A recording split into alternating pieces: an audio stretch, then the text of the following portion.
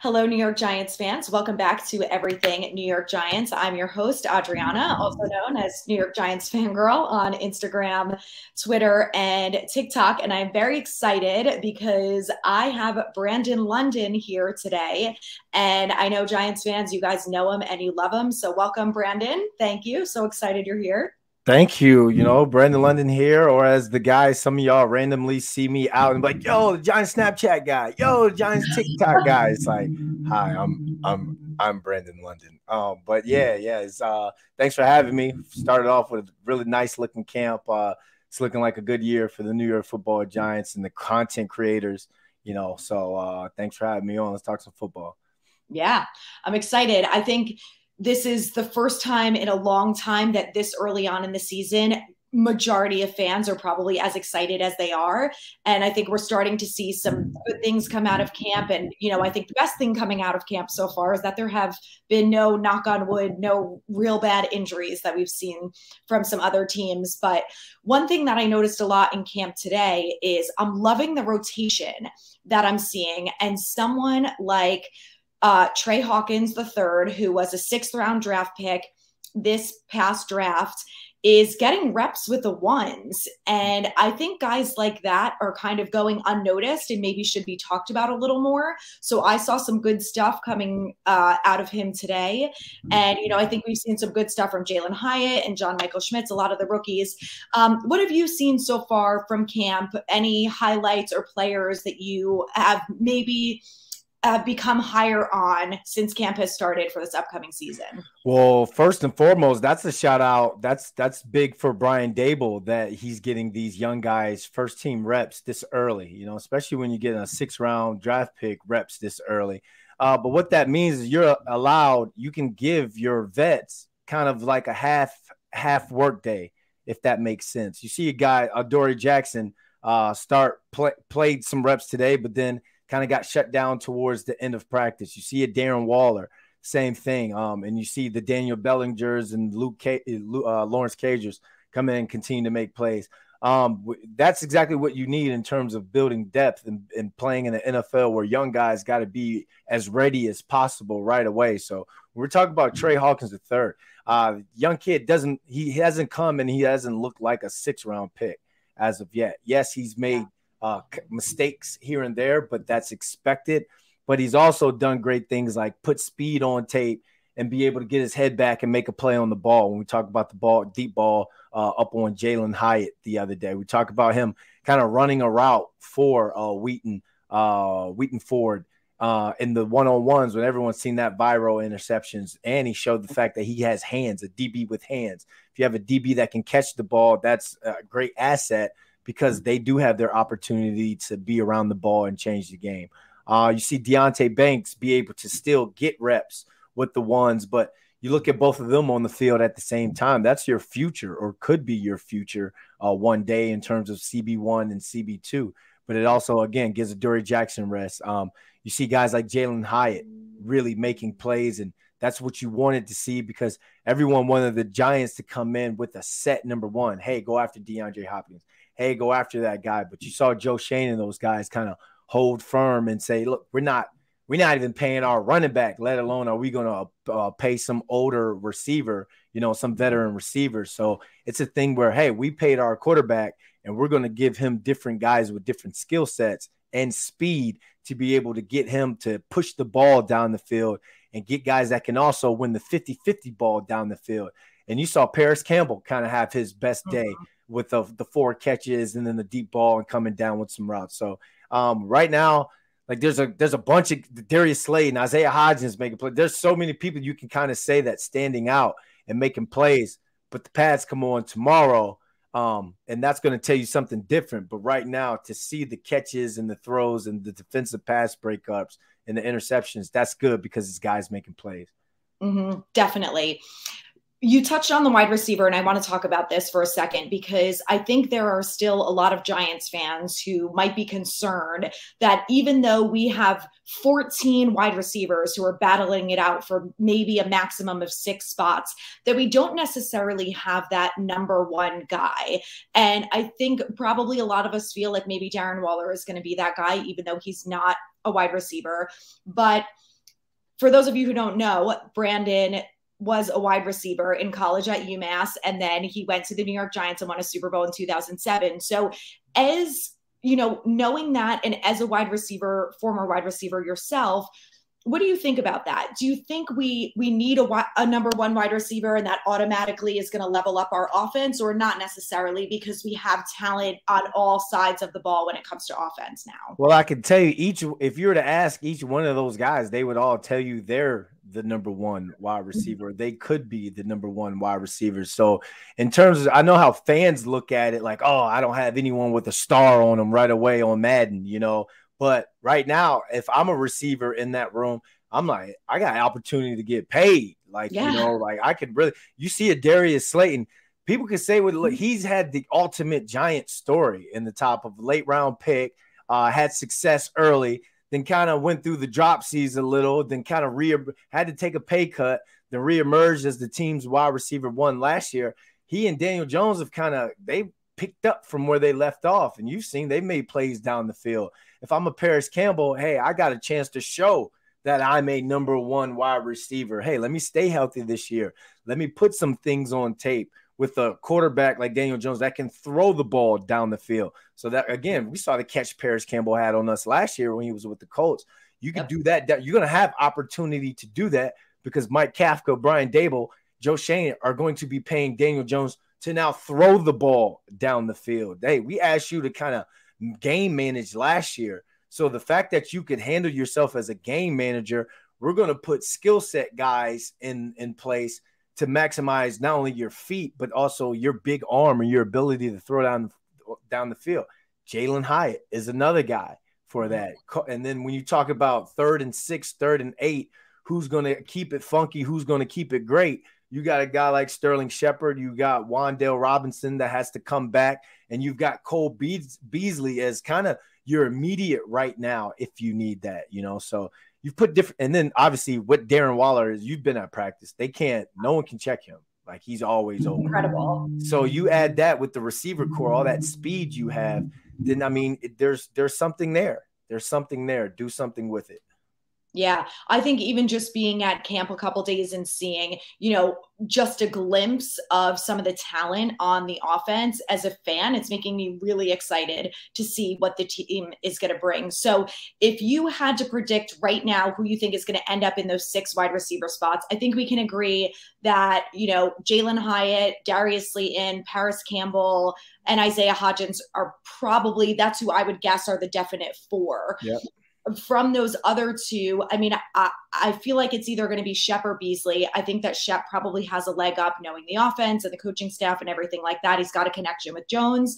And then, you know, Jamison Crowder was emerging as a favorite. He has special teams experience. I think that's going to help him maybe solidify that 6th spot. But what do you think? Do you think that there is someone that's going to be, you know, maybe they end up with Shep and Beasley, or, you know, maybe it's not Beasley and it's someone like Khalil Pimpleton who pops in that number 6 spot? Well, also Jeremy Mickens is a guy you could take a look at. He's been making plays and making some catches. If he could, you think about special teams and what could help this team, what could help this offense, a spark on a punt return or kick return. Mickens, one of those guys, you know, when it comes to the Cole, the Shep and the Beasley, they're one of the same. So it's like that's an either or for those guys because you're going to need a punt return, kick returner guy out of that 6. But I think they try and keep as many as they can because it is a 17 game, 18-week season. You need that guy for November, you know, or another guy next man up mentality when you get November, December. So that's how I want everyone to look at it now. When you look at a receiver room, when you look at a DB room, those are rooms where it's like, yes, you may have your wide receiver 1, but you may have to go down to wide receiver 8, you know, in a year, some practice squad guy that comes off in November down in Philly or in December at some big point of game, you know, some game that has playoff implications, that might be a practice squad guy getting his first reps or his first chance. So you want that to be a guy that you know that can play, that showing stuff. So so to go back to what I was saying, when it came to Shep and Beasley being the same person, but then that next spot can go to who can show up in the kick return, punt return game. Mm-hmm. I think that's definitely going to give them a leg up. And I think, you know, after what we saw last year, that's definitely a position that we are lacking is, you know, a really good kick returner or punt returner. And I mean, I feel like I haven't seen a really great one from the Giants in years. So, It's you know, like Dominic Hickson, and then what's it? Not Dwayne Johnson. He played with the Cowboys, and then he came to the Giants. Kick return, punt returner with the dreads. What's his name? It's slipping me right now. He had a beast game against the Saints at the Saints with Eli. Dwayne Johnson. I know. You know what I'm talking about. Yeah. That's y'all's homework. That's watching. Find us that name, please. Yes. But it's been since Eli was here. It's been years since we had someone who was even remotely close to, you know, someone who could return a couple yards. So I think wide receiver is one of the big matchups that we're all keeping our eyes on at camp. Another one I think is linebacker. And, you know, I think there's been a lot of hope from people that maybe they would bring in a veteran linebacker. Obviously, we know they brought in Okereke, who's going to make a difference day one, week one. And then we've got guys like Beavers and McFadden. Do you think that there's anyone that you've seen out of those two guys who maybe has the edge over the other one? I saw McFadden get some reps with the ones today. Beavers was also mixed in there. I think there's going to be a lot of rotation probably until week one, but do you think that by the time week one comes along, there will be a one of those linebackers who has the confirmed spot next to Okereke? I think it's gonna be player by committee or player by rotation until, let's say, week 3 or week 4, when it comes to a Beavers or a McFadden would kind of solidify themselves. You know, like right now, it's all about run fits, you know, run fits and pass coverage because you're in pajamas, you know, but tomorrow, again, Tuesday, the pads come on, but you're not going to be going game speed into another player. So that's another thing, you know, that's another thing you kind of have to wait to see what you get from those guys in the preseason. And then the guy gets a leg up, you know, from what he does in the preseason week 1. But then that's something you're gonna have to see who plays and who plays the best out of the two of those guys. And don't forget, towards the end, you may see something you like out of a guy somewhere else, and there could be some sort of contract issue or reason to bring him off someone else's roster. So you got this deep wide receiver room. Somebody could be used as trade bait for somebody else, you know, if they have themselves a productive rest of training camp and preseason. And it's like, you know, we really need a player at linebacker. Why don't I dangle one of these receivers and see what I can get in terms of skill set? So, I mean, I think that linebacker position is going to be the biggest position battle in camp going through the rest of this preseason, especially with pads going on. Yeah, it's going to be very entertaining to watch. So we'll see, you know, over the next few weeks who ends up making it through the preseason and all of that. Well, who do you like out of them so far? Like, who's been making the most plays to you in camp? I think it's hard because I feel like every day I see something different. So today I saw McFadden in with the ones, you know, they're not really tackling. So you can only see so much, you know, like we've talked about. So the fact that McFadden was getting a lot of reps with the ones made me feel like he must be a step ahead of Beavers. And I saw Beavers in with the twos. So I think, like you said, that rotation is going to continue. Prior to camp, I thought that Beavers was going to edge it out and get that spot opposite Okereke. But now I'm feeling, I don't know, maybe tomorrow Beavers is going to be in with the ones and McFadden's with the twos. I think at this point it's probably 50-50 and could go either way. Yeah. Yeah. And again, like you said, it's going to come in phases. It's all going to come in phases, but it is something for Giants fans to watch because, like you said, that linebacker position was so inconsistent last year. And if we can't stop the run, or the Giants can't stop the run on defense, then you might as well just It doesn't matter who you brought in. You're going to have Daniel Jones, that offense, trying to get into shootouts, every game, or trying to score, putting pressure on each possession, especially in the second half, if you can't stop that run. So it's something that I see them addressing no matter what, no matter how. Definitely. And I think we all agree that after last year, obviously having Bobby Okereke get in here is the first step, but that's not going to be enough to really kind of get in there and stop the run, on a weekly basis when, our schedule, we're going against some really good backs starting week one. We're going against Tony Pollard. Yeah, we're going to be in for a treat. It'll be entertaining to see what happens. So, there's still more camp battles. We could talk about the safety position. We could talk about the offensive line, and probably more than that. Is there a specific concern that you have going into this season? Like, let's say the offensive line, something that the Giants have been struggling with for years. Obviously, there's been more talent brought in over the last year, which has made a big difference. But we all know that Evan Neal needs to take a big step forward. We're not so sure what the guard position is going to look like. I think we all could probably say that John Michael Schmitz is going to end up starting at center. For me, I feel like there's still a little bit of question marks there, especially knowing that we have a rookie at center.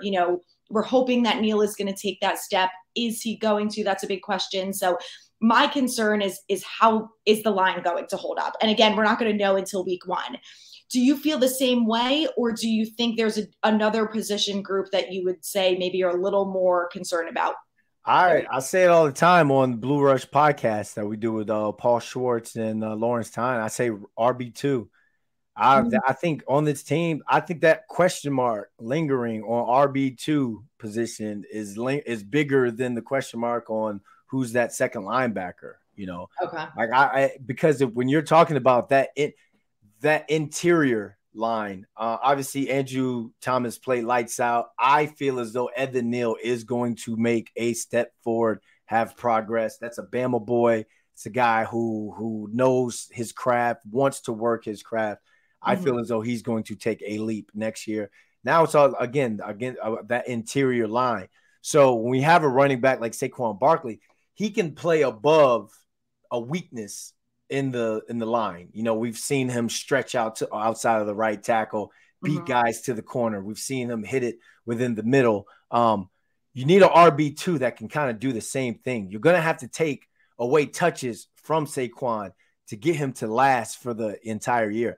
I want him to touch every one of that $900K bonus for a career year he's going to have to get it. Plus Giants going to the playoffs. But if you tell me he's not going to get those numbers or reach those numbers because there was a emergence of a true RB2, then I think Giants fans would be okay with that. You look at the amount of touches he had compared to Matt Breida and Gary Brightwell combined last season. You look at just the overall production. I can't give you exact numbers, but it's a big drop off in terms of Saquon's carries, Saquon's rushing yards and rushing touchdowns to Breida and Brightwell combined. I want Mike Kafka and Brian Dable to be able to take some of that out and go back to some of those two back sets to where you have another.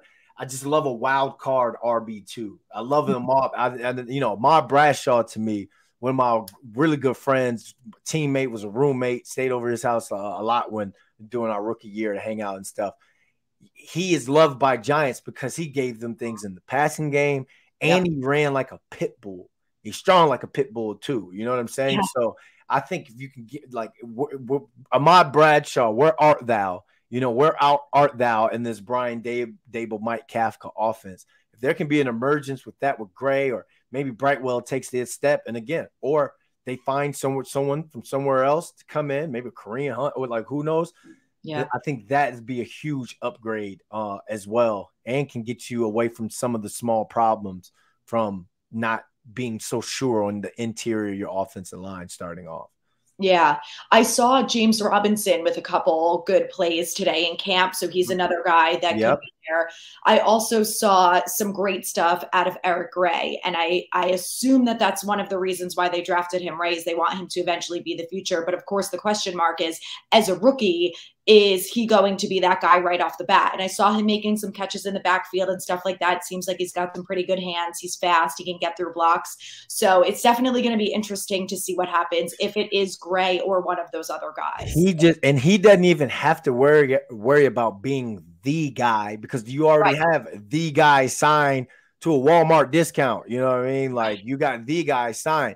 He just has to be one of the guys. It's all about how many playmakers can you put on the field. So if you, with different sets, like just think of the 13 personnel grouping where you have a Darren Waller who can do it all in terms of run routes like a receiver and block. Daniel Bellinger can be your blocker, but he has sure hands. He may not break it, but the man catches the rock. And now Lawrence Cager is showing that he can go downfield with his routes. Look like he's put on some weight, so he can maybe hold up, position block. Just think of what you can do with like a couple tight ends in there, two backs, like movement, jet sweeps, Gray on a like some sort of misdirection, and then Saquon on the screen. Just think of all that you can do with like your different guys. So I think that's the approach that the Giants are going with their offense, where, all right, we'll build around 2, 6, and 12, but at the same time, the other playmakers have skill sets that we'll be able to take advantage of as well. So it's going to be pretty interesting to see what they do. Sorry to talk so much, but it's just offensive stuff is just cool to me. I totally agree. I think it's going to be really exciting. And I mean, we have gone through years of just watching absolutely horrific and boring Giants football. And, you know, you said it, not me, but I agreed. So I guess I'm guilty too. It's just, you know, I watched Quarterback recently, and I'm reliving the 2022 season, and I'm seeing what, you know, Andy Reid and the Chiefs are doing, and I'm seeing what the Eagles are doing. And I'm just over here like, I just want the Giants to do some fun, creative stuff that we haven't seen before. And I think this is finally going to be the year that we get to see some cool, creative stuff. And he doesn't even have to do the ring around the rosy like Andy Reid and that. Just like we saw last year, we saw fun stuff. We just got tired of seeing diagonal slant every single, and then run up the middle next. It was someone's playing Madden on rookie. Yeah, seriously. Speaking of fun stuff, let's talk about the podcast, because for those of you who don't know, Brandon does a podcast called Blue Rush with Lawrence Tynes and Paul Schwartz. So tell us how that came about, and if you guys have anything upcoming. I know it's going to be brought back more regularly, I'm sure, now that the season's kicking up. So for those people who don't listen, what can they look forward to? Yeah, this year on Blue Rush, we're gonna add more. We want to get like fan pages involved, a lot of the bloggers, vloggers involved, get them on the pre-show, and possibly get them on the after show, the after game show. It's all about collaboration to me, man. Like, you know, like I get it. It's all about, you know, it's competition when it comes to certain things, sponsorships, XYZ, but we're talking football here. We're talking Giants football. So I think everyone should be able to come on and cross. I don't want to say cross-pollinate. I watched a little too much daggone Nat Geographic. But, you know, cross-collab on different projects and get their different views and stuff like that. So I want to add that. We also want to see what we can do in terms of the VR metaverse. That was something that was just talked about. But I don't know how that may be a little something that needs to be worked like later on in the season. But we just, you know, with Paul Schwartz, who's been covering the Giants since he was 12 years old. He's long-time Giants beat writer. Lawrence Tynes kicked the Giants in the 2 Super Bowls, won 2 Super Bowls with the Giants. You get his take on things because he brings like that real championship aspect. When you're talking about locker room demeanor and championship culture, people try to go, oh, that's just a kicker. Nah, that's not just a kicker. The man showed brass balls kicking them too in the frozen tundra and out in San Francisco in the Bay Area. So, you know, that's a complete different. I love hearing Tynes talk about different things because when he talks like he knows or was part of championship culture, you know, so that's pretty cool. But we'll have all that going on. We want you guys, make sure you check it out for the New York Post and SNY TV. But again, cross collaboration. So be ready to come on our podcast for you having me on. I'm ready. One thing I love about hearing from Tynes too is, with everything that's gone on with special teams over the last couple years, especially someone like me who's never played football before, I think a lot of people gave Jamie Gillan a really hard time. And to hear someone like Lawrence Tynes say, he's not as bad as you think he is, and give all of these reasons why, and give a lot of his strong suits and skills that he's good at and everything, it I think helps fans see things in a different light. So I think especially from the special teams aspect, it's really interesting to hear him, be so knowledgeable and talk about it. Yeah, and that's why he's money, because to me, a real fan understands the importance of special teams. Like, you can't, when you're having conversation at a bar or whatever, and someone's like, you could be referring to an old player, he's like, oh, he just played special teams.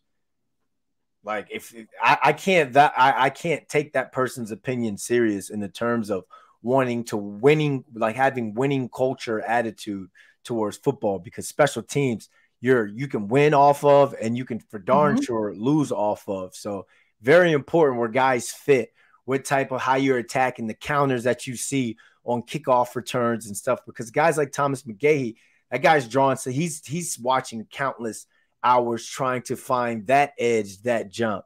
Oh, there you are. Where's the punt, the punt spot, where, like, the yardage wise, I want the ends to crash in on XYZ. You know what I'm saying? Creating a possession off of a fake punt, fake field goal. So it's huge having Tynes on there, not only for that winning culture, but to be able to break down the special teams game as well. Definitely. I agree. So for those of you who haven't listened yet, it's called Blue Rush. You can find it everywhere where podcasts are.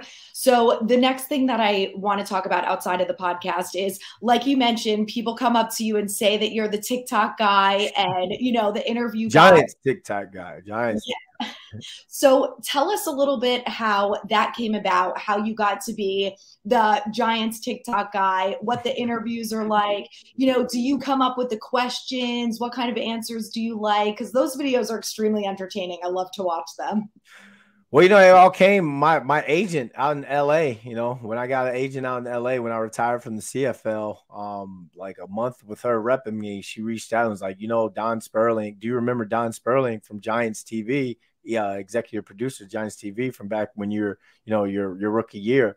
I was like, I kind of remember the name and all, but she was like, well, I got an audition for you for Giants TV. They remembered you. They say you had good personality back then. You were a good kid, so they want to bring you back. So I flew out here, did an audition back in like summer of 2016. Did an audition, read some on-cam stuff, talked some football, but most of the thing they told me, like, look, we're just gonna start this lifestyle fan thing.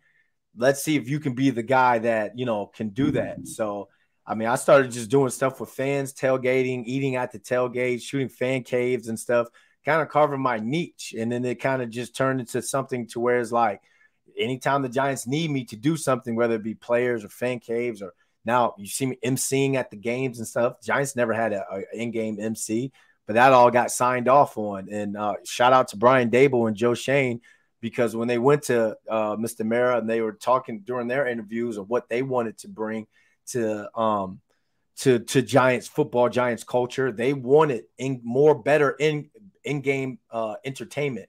So that was something that was like a big thing. Then that was something that was talked about, and the activations and stuff that was talked about off season last year to lead into the last football season. And you guys don't even see what we got for you guys this year, in terms of in-game entertainment and stuff. So it's one of those things where it's like, when the team is doing good, they're not going to boo you. But right. When the team is bad, they don't care about what smearing off trivia. Get this guy off the Jumbotron and put a winning score on the scoreboard. And the Giants fans will let you know. But it's cool. It's going to be even more awesome this year because, just the interaction, the crowd, the love, the atmosphere really turning MetLife into a party. Yeah, it's exciting. And like you said, especially with the fact that the team was winning last year, it's only going to make this year 100 times better. Yeah, expectations are high though, and that's the scary part. Like, because I came in this season a Mets fan because of what the Mets did last season. I'm like, I was asking somebody the other day, can I jump ship now? Like, can I go to another team now? Like, the Orioles are good. But, but it's just New York when the emotion, when the thought of winning the thought of like going into a season with the expectations of winning, when New Yorkers or the tri-state area people get that for their pro teams, it's like there's an adrenaline like boiling into y'all's veins and stuff. So if there is a letdown, it's like from the water boy, oh no, we suck again. You know, like it's just that sort of letdown. Yeah. So when teams are winning, then the pro teams are winning in New York, it is a complete vibe. So yeah, I root for the Giants for whatever reasons, and it's cool working with them, doing some cool stuff, but just the overall vibe living in North Jersey, New York City, I mean, it makes life that much more fun. I completely agree. I'm a Yankees fan, so I feel the same way. It was like going into this year. Let me tell you how crazy of a Yankees fan I am, because I went into the season right after they signed Judge. I was like, yes. I put a $15 bet in DraftKings on them winning the World Series. Okay, and I think it's fair to say that I am not winning that bet. No, all you got to do is get to the postseason. All you got to do is get to the postseason. It's a different. See, that's the player in me. Like, you're never out until you are statistically, mathematically ruled out. To me, it's like you still. Hey, let me bring my bat. Hey, let me catch bat. Hey, guys, let's turn this thing on and see what happens. So, again, I know how you feel, but I don't know. I don't want to count them out. I don't want to count the Yankees out, but the Mets, I'm kind of like, and that's hard, like being at SNY Studios every day. Like our cubicles, for all the content that I do for SNY and the New York Post, we shoot out of SNY Studios. So where we sit, my office is right where the SNY sales team. So last year they were selling everything, ad spots, all types of stuff, M&M's, Cadillac, DoorDash. And you're hearing these conversations that the sales teams have. A lot of them, I've been there a year and a half. They become really good, like friends now, not just people who I work and I share a workspace with. So you're hearing them on the phone, and they're like, "Oh, we just sold, a $250,000 spot to M&M or Tri-State Cadillac or whatever," because they know that since the Mets are winning, X amount of people are going to be watching this. It's just the breakdown in that as well, So that's what I love about sports. When you're winning, it's not just about, it is about the team. Obviously, the guys are the reason why everyone's having a good time, but everyone gets to have a good time when you're winning, especially here in New York, So, again, sorry for the other, but I grew up in Virginia. I never got to see city stuff like that. So, my rookie year here, it was like something in the air. Everybody say the Hudson smells and whatever. The Hudson, I caught wind or taste the Hudson. It was like I can't go anywhere else now. Like I have to live in New York for the rest of my life. I love it. This is the spot. We have to make it to another Super Bowl. I need to get to the parade in New York City or World Series, Yankees, whatever it is. I don't care if the Mets win the World Series. I'll go celebrate at the parade too. I mean, why not? New York sports there's nothing. But just think let's say two championships in like one sports calendar year, like a Super Bowl and a pennant, or like even if the Knicks won the daggone NBA Finals, oh my gosh, the city was shut down. We'd have to shut down. So it would be worth it 100%. Wishful thinking, right? I know. The thing is, as fans, we got to keep the optimism up, right? Or else we have been through some dark days that at this point, I'm like, I am going into this season being optimistic until I see either on the TV or on the MetLife turf that they are giving me proof that I should not be optimistic. Until then, this season, we're a playoff bound team. I mean, Super Bowl, maybe, maybe not, but you never know. You never know. Just get to the playoffs. After that, anything's up for grabs. Exactly. So one last thing I want to touch on. Brandon recently had a baby, so congratulations. Thank you. And I saw him at camp one day when I saw that video that you posted. Will he be on TV? Are you bringing him to games? What's the plan with little Brandon? Thinking about doing some content with him. I'm kind of half and half on that, like I kind of just want to enjoy being a dad, but at the same time, I used to make fun of all those people. Like, why are you posting your kid on the first day of school? Why are you posting your kid's first T-ball hit? I don't care. That was a single bachelor, Brandon, but now you got a kid with, Right. Look at his little thigh. Look at his toe. Oh my God. You know, like it's your little guy, you know. But I think I'll do some Giants content with him sometime throughout the season. Maybe get some with some of the other players and their kids, something like that. Who knows? But we'll see. Honestly, we'll see. But just that moment for him to be able, that was his first one, first out of many, and then all the people within the Giants organization who, you know, came up to him. It was like, oh, Brandon, you know, they got me a blanket for him, all that. They got some cool gifts for him when he was born. So, you know, it's love from that organization. It's awesome. One of the series that I did last year, because I noticed that a lot of people who followed me were younger and they only know the Giants as OBJ and Saquon. And I said, you guys are missing out on the Giants are one of the most historic franchises in sports, and it goes beyond, you know, them just being historic. It goes into what Wellington Mara drilled into John Mara, and it's exactly what you just said, that, you know, for some of us as fans, maybe it's just sports, but for the people who know the way that the business is run and the way that they really take care of their own and they really love and support each other like a family, it's one of the best things about it. And to hear that they did that for your son is so sweet. Yeah, that's cool. But for the future, like Giants fans, they're not trying to hear all that story stuff. They're like, win games. Give me some more superstars. Yeah, we don't care about the family stuff. You know, they don't like, you can't give these young cats, you can't give them that until it's like there's multiple stars on this team. Like, it's cool to be Giants fan like that, you know. Like, for the older generation, like the hardworking aspect is there, but these young cats, they're not trying to hear all that, you know. Like, they're like, no, let's go, okay, go win some stuff.